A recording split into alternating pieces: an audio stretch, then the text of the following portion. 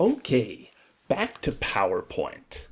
So, with our scatter plot, it's one of the ways to show our pocket price by market variable. Now, when you are graphing your pocket price by market variable, it will help to show you the variation that you have in your pocket price against whatever your chosen market variable is. You can test both continuous and discrete variables. Just make sure that you are choosing the correct tool for it. Generally, scatter plots are going to be used for your continuous variables. Box plots are going to be used for your discrete variables. And keep in mind that the entire point of doing this analysis is you want to see if you can find what the driver to your pricing variation is. I mean, is it something to do with your order volume, something with your market segment? Does it have to do with the way that your salespeople are behaving in the field? What is causing the differences in prices that you see in your data set? And once you have started to identify those, your ultimate goal would be ideally to move to some type of criteria-based discounting. And you ideally want to try to limit the amount of unplanned pricing variance that you have. There's nothing wrong with pricing variance, but generally you would prefer planned pricing variances over unplanned pricing variances. Planned pricing variances, that implies that the pricing variation is part of your overall pricing strategy, that there is a purpose, there is a direction you are going in with it, and ultimately that will generally lead to better business outcomes for you.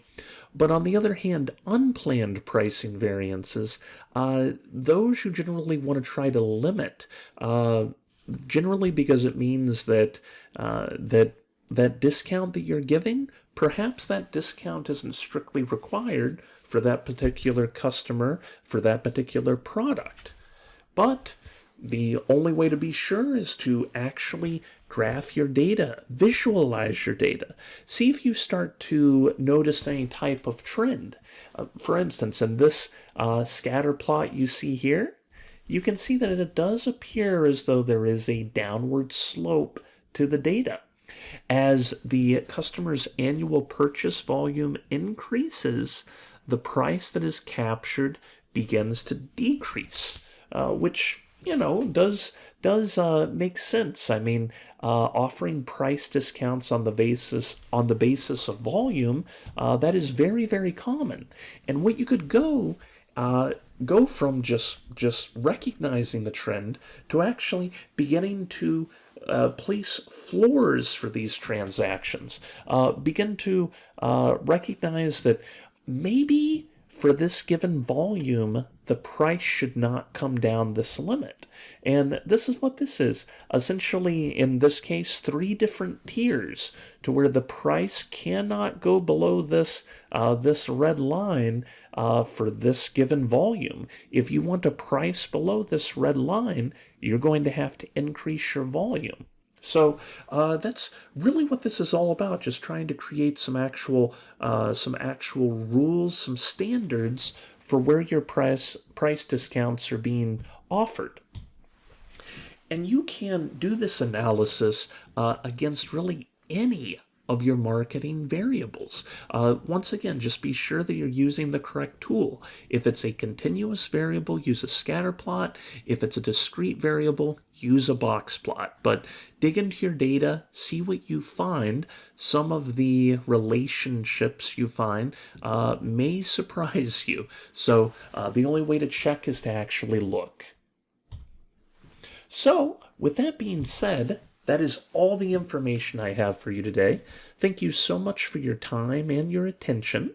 My contact information is listed, so if you'd like to stay in touch, feel free to email me, feel free to reach out to me on LinkedIn. I would also encourage you to join our email newsletter. You can access that at our website, Wiglaf Pricing or Wiglaf Journal, just so you can see what the Wiglaf team is up to. So, thank you once again for your time, and happy pricing.